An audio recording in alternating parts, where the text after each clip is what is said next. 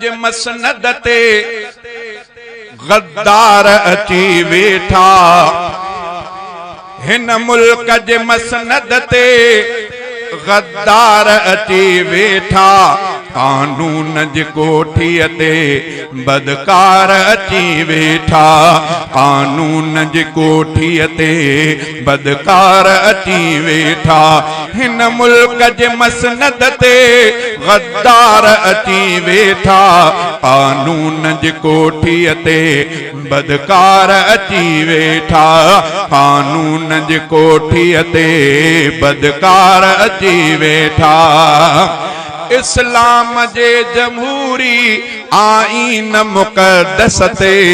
इस्लाम जे जमहूरी आईन मुक़द्दस ते नापाक नस्ल घटिया किरदार अची वेठा।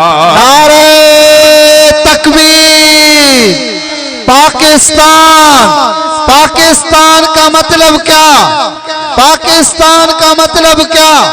नारे तकबीर। मगरिब जे इशारे ते हर हुक्म तो जारी थे।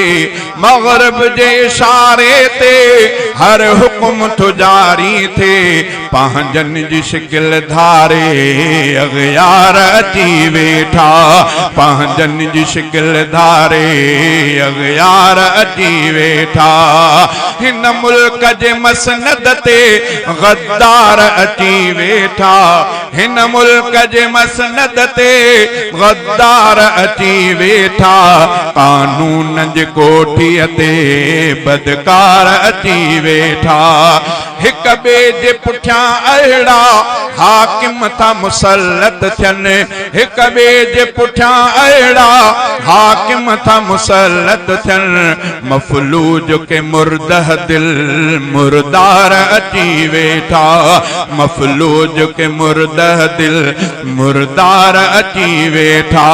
हिन मुल्क जे मसनद ते गद्दार अची वेठा।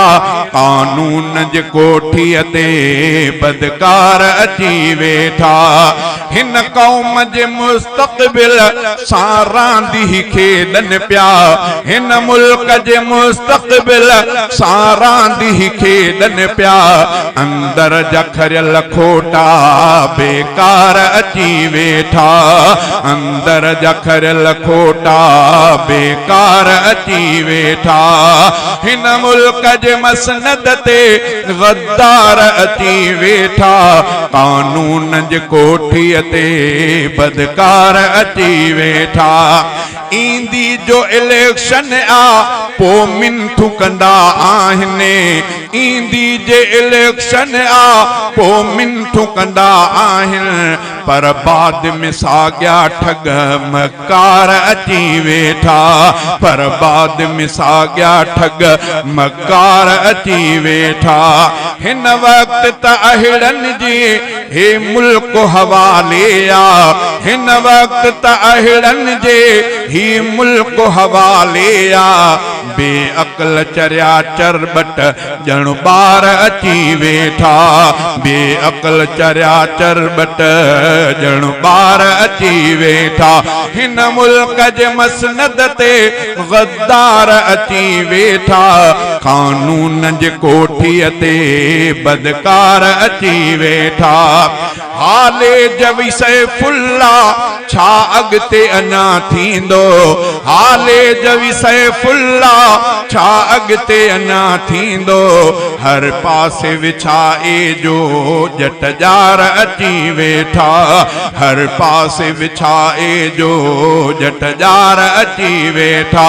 हिन मुल्क जे मसनद ते गद्दार अची वेठा। कानून जी कोठीअ ते बदकार अची वेठा।